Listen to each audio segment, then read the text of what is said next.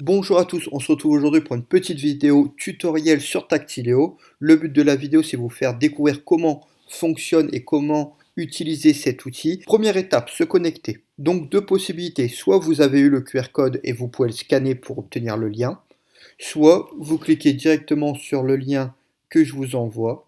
Je vous avertis, il peut y avoir des bugs avec certains navigateurs. Je sais qu'avec Chrome, avec Safari, ça fonctionne. Si la page ne s'ouvre pas correctement, essayez de vous connecter avec un autre navigateur. Donc vous arrivez sur cette page. Vous avez vu que le code est déjà installé. La deuxième étape, ça va être de mettre votre pseudo. Je vous conseille de mettre votre prénom et votre classe. Moi, par exemple, Esteban, j'ai pas de classe.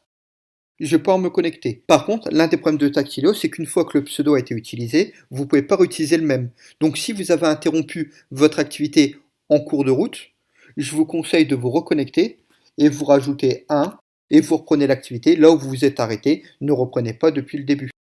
Avant de commencer les différentes activités, il nous faut préparer notre matériel. Par moment, il suffit juste de prendre la feuille associée à l'activité. D'autres moments, par exemple si on doit réaliser une carte, je vous indique à l'avance le matériel qui va être nécessaire. Une fois que vous avez préparé votre matériel, vous devez découvrir les documents. Peu importe la nature du document, que ce soit une carte, un texte, une frise chronologique ou encore une vidéo, il vous faut découvrir les documents. Avant même de commencer les questions, une fois que vous avez découvert ces documents, vous pouvez commencer les activités. Tactileo vous propose différentes activités, je vais essayer de vous les présenter rapidement. Alors, avant même de commencer cette première activité, je vous montre que sur le côté, en cliquant ici, vous avez tous les éléments, le nombre d'étapes pour cette activité. Ça vous permet par exemple de savoir où vous êtes arrêté. C'est parti.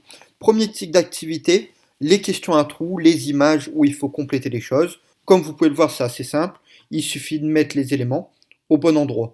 Après, moi, je peux me permettre de mettre des pièges. En effet, le temps des kebabs n'existe pas. Si je veux, je peux faire un deuxième niveau où il faut taper la bonne réponse. Là, vous n'avez plus les éléments. Je vais faire exprès de faire quelques fautes pour tout à l'heure. On peut voir nos bonnes réponses, on peut voir notre erreur et la correction.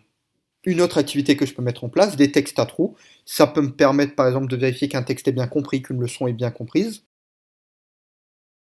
Voilà, j'ai été très rapidement. Voilà le genre de texte que je pourrais donner. Je peux mettre ce genre d'activité aussi pour vérifier que le lexique est bien appris. Pareil, je peux mettre un deuxième niveau. Voilà, on va faire qu'une réponse pour gagner du temps.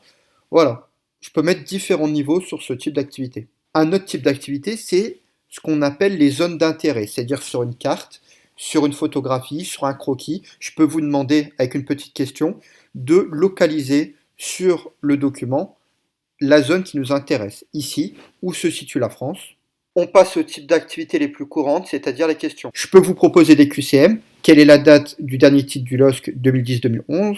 Les questions ouvertes. Je vous pose une question. Quel est le meilleur buteur de la Ligue 1 actuellement? Je crois que c'est Mbappé. Là, vous avez vu qu'il n'y a pas la réponse. On verra plus tard, ça sera à moi, de mon côté, de corriger et de voir si votre réponse est bonne ou fausse.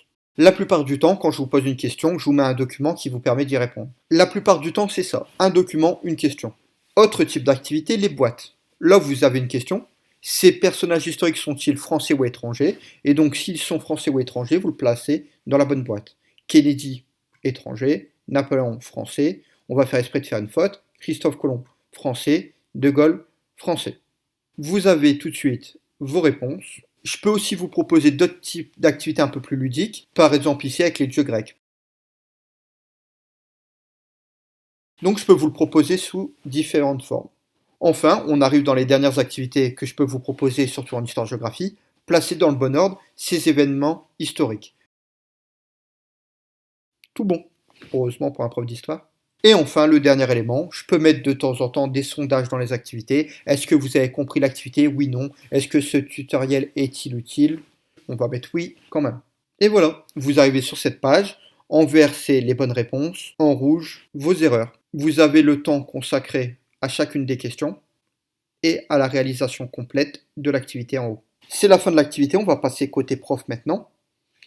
Je vais vous montrer pourquoi c'est pas nécessaire de me renvoyer ou de me scanner les différentes activités que vous avez réalisées. Vous, une fois que vous avez fini, vous n'avez plus qu'à attendre que je vous envoie la correction. Moi, depuis ma plateforme prof, je peux voir les résultats des différentes activités. On va prendre l'exemple de ce tuto. Pour l'instant, une seule personne a réalisé l'activité, moi.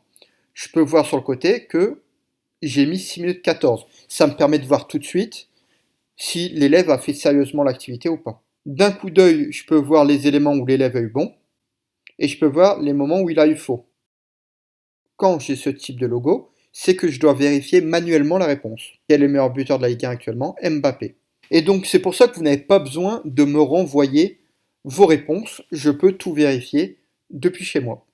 Et voilà, j'ai fini de vous présenter Tactileo. Voilà, j'espère que la vidéo va vous être utile. Il ne me reste plus qu'à vous souhaiter une bonne journée.